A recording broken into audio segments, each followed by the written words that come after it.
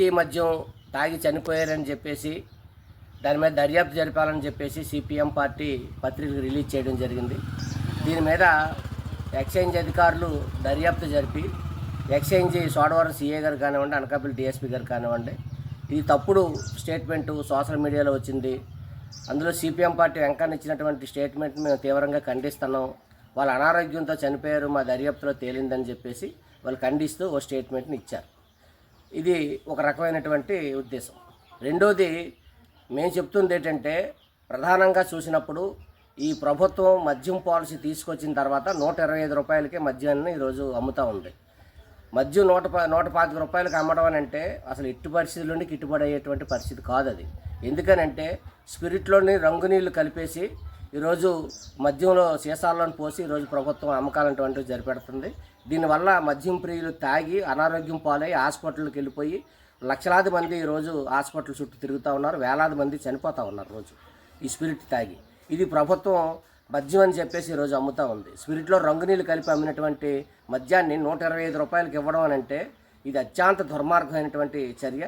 తక్కువ రేటుకి ఇస్తానని చెప్పుకోవడం కోసం ప్రభుత్వం పేదలను ఈరోజు అనారోగ్యం పాలు చేసి ఈరోజు చెప్పేటువంటి పరిస్థితి ఈరోజు తీసుకొస్తూ ఉంది.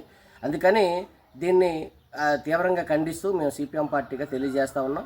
ఈరోజు ఎక్సైజ్ అధికారులు చెప్పినటువంటి మాటల్లో ప్రజలను మభ్యపెట్టి మోసం చేసే విధంగా ఉన్నాయి తప్ప అవి ప్రజలు నమ్మించే విధంగా లేవు. ఎందుకంటే వాళ్ళ అనారోగ్యం అటువంటిది ఎవరికీ లేదు.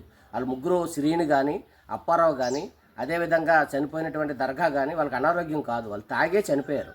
తాగి అధిక మద్యం తాగారనేటువంటిది వాస్తవం, వాళ్ళు తాగి చనిపోయారనేటువంటిది వాస్తవం. అది కల్తీయే కాదనేటువంటిది ఎక్సైజ్ అధికారులు నిర్ధారణ చేయవలసినటువంటి అవసరం ఉంది. వాళ్ళు చేయకుండా వాళ్ళేమో ప్రభుత్వం దగ్గర వాళ్ళు మభ్యపెట్టి వాళ్ళ మీదకి రాకుండా వాళ్ళ స్కిన్ వాళ్ళు కాపాడుకోవడం కోసం, వాళ్ళు రక్షించుకోవడం కోసం తప్పుడు స్టేట్మెంట్ ఇచ్చి సిపిఎం పార్టీ మీద ఆరోపణలు చేయడం అటువంటి సరైనది కాదు. ఇది మేము చెప్పదలుచుకున్నది. అందుకని మేము దేవరాపల్లి పోలీసులు కానీ, లేకపోతే ఇక్కడ పోలీసులు కానీ, ఎక్సైజ్ అధికారులు కానీ, లేకపోతే మద్యం అమ్ముతున్నటువంటి వాళ్ళు లైసెన్సులు తీసుకున్నటువంటి వాళ్ళ మీద కానీ మాకు ఎటువంటి వ్యక్తిగతమైనటువంటి కక్ష లేదు. ఎందుకంటే మద్యం అనేటువంటిది ప్రభుత్వం తీసుకొచ్చింది. లైసెన్సులు పాటలు పాడి వాళ్ళు లక్షల రూపాయలు ఖర్చు పెట్టి వ్యాపారాలు చేసుకుంటుంటారు. కానీ ప్రభుత్వం పాలసీలోనే తప్పు ఉంది. ఆ తప్పు అనేటువంటి సరి చేయవలసినటువంటి బాధ్యత ఈ ప్రభుత్వానికి ఉంది. ప్రభుత్వం సరి చేయకుండా వాళ్ళ మీద తక్కువ డబ్బులకి వాళ్ళ లాభాల్లోని కోత పెట్టి, నష్టాల్లో కోత పెట్టి వాళ్ళు చేస్తే వాళ్ళు ఏదైనా చేస్తారు. ఒక మద్యం షాప్ అనేటువంటి మద్యం షాపులోనే మద్యం అమ్మట్లేదు. మద్యం షాపు నుంచి డైరెక్ట్గా గొడవ నుంచి మద్యం షాపుకి వస్తే మద్యం షాపు నుంచి వందలు వేల బెల్ట్ షాపులు ఉన్నాయి. ప్రతి కిల్లి కొట్టుకి, టీ కొట్టుకి ఎక్కడ పడితే అక్కడే మద్యం అటువంటిది ఈరోజు అమ్మకాలు జరుపుతూ ఉన్నారు.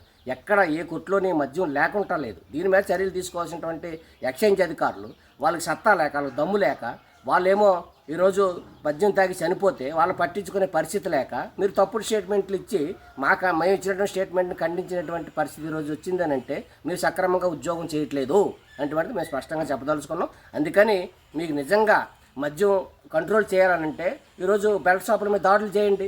మీరు ఎన్ని షాపులు నెలకు పట్టుకుంటున్నారో చెప్పండి. ఎన్ని టీ కొట్లు, ఎన్ని పాన్ షాపులల్లా, ఎన్ని కిల్లి కొట్లల్లా ఎక్కడ పడితే ఇక్కడే ఉంది.